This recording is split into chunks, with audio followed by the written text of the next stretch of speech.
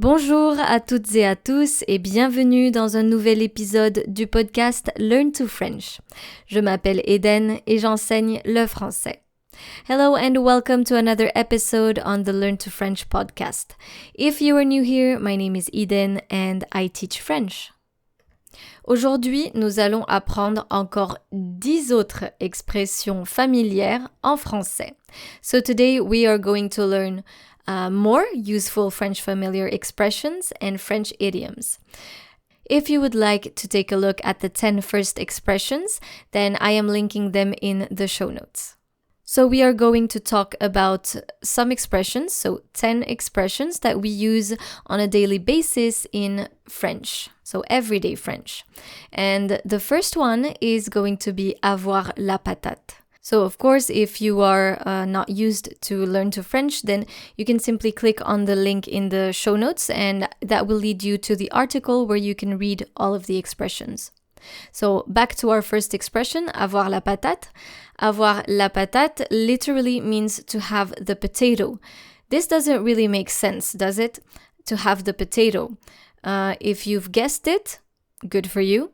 If not, that is perfectly fine. So avoir la patate means être en forme. Être en forme means to be in good shape. So you can use it, for example, in a sentence like j'ai bien dormi. Aujourd'hui, j'ai la patate. Avoir la patate. So of course you need to conjugate the verb avoir. The second expression is poser un lapin. You might have heard this one, but it's quite difficult to guess. Poser un lapin. Donc un lapin means a rabbit. You probably guessed it. Un lapin. And poser un lapin literally means to put a rabbit down. Poser quelque chose, to put something down. So here we are putting a rabbit down. Poser un lapin. And it actually means ne pas se présenter à un rendez-vous. Ne pas se présenter à un rendez-vous. So this means to stand someone up. Ne pas se présenter à un rendez-vous. Par exemple, elle m'a posé un lapin hier soir. So you're going to use this when someone is standing you up or stood you up. Of course, you need to conjugate the verb poser properly here. The next expression is fumer comme un pompier. This one is quite easy to guess. Fumer comme un pompier means to smoke like a firefighter. And it actually means fumer beaucoup, être un gros fumeur. So, fumer comme un pompier means to smoke a lot or to be a heavy smoker. You can use it in a sentence such as Arthur fume comme un pompier. Oh, il fume comme un pompier. He smokes a lot. The next expression is quite similar to the English one, and it's être lessivé.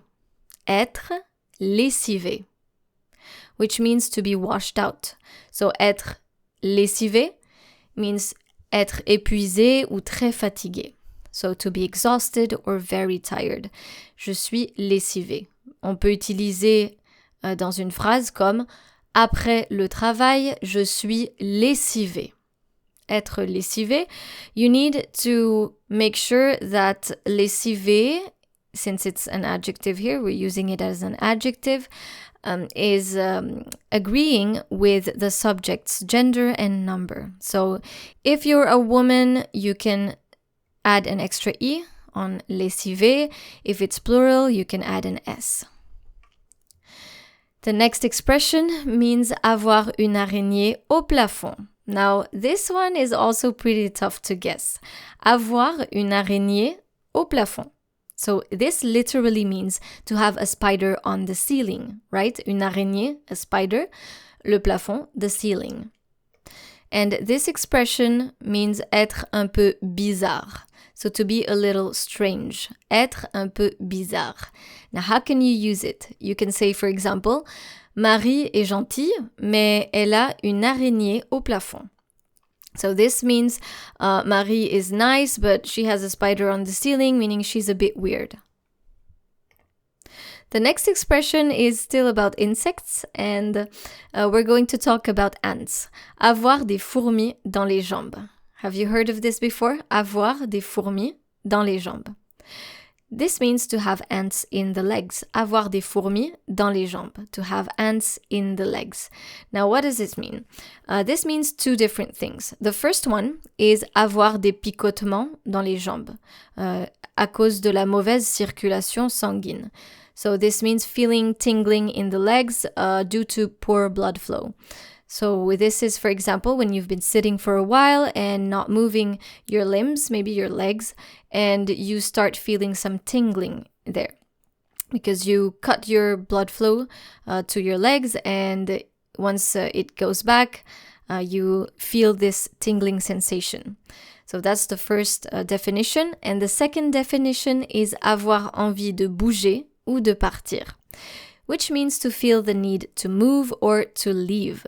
So this is also related to the first one, because when you feel that tingling sensation in your legs or your arms or whatever was not having enough blood, you feel that need to move. And this second definition is also related to that. You feel the need to move, that you have to leave and go somewhere. So you can say, j'ai des fourmis dans les jambes, je veux voyager. You can also say, je suis restée assise trop longtemps, j'ai des fourmis dans les jambes. I was sitting for too long, I have ants in my legs. The next expression is se fendre la poire. Se fendre la poire. And yes, we are talking about a pear here. And it means to split the pear. Now, what does this expression mean? Se fendre la poire. Well, se fendre la poire means rire aux éclats. So, rire aux éclats, which means to laugh out loud or to burst into laughter. Rire aux éclats. For example, you can say something like avec Jacques, on se fend la poire. The next expression is tomber dans le panneau. Tomber dans le panneau. So to fall in the sign or the road sign. I like to say the road sign here. I always picture a road sign. So tomber dans le panneau means se faire piéger. Se faire piéger. To get trapped or to fall for something. Tomber dans le panneau.